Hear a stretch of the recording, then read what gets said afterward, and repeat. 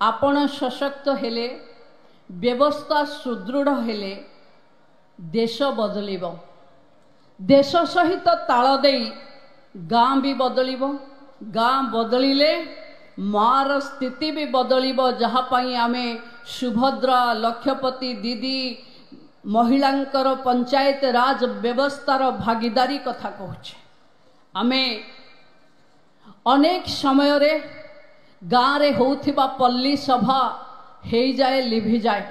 आज आम सरकार आसिला परे ताकु पोर्टाल रे डिजिटाइजेशन करबा को चाहूचे। गांधी देखिथिले ग्राम स्वराज रो स्वप्न। बिजू बाबू कहूथिले भागीदारी महिलांकर करबा पाई, किंतु दीर्घ वर्ष धरी ये कथा एमती पड़िया हे पड़ीथिला जहाको देश रे नरेंद्र मोदी आसिला परे गाँव रो विकास रो धुआं छुटी।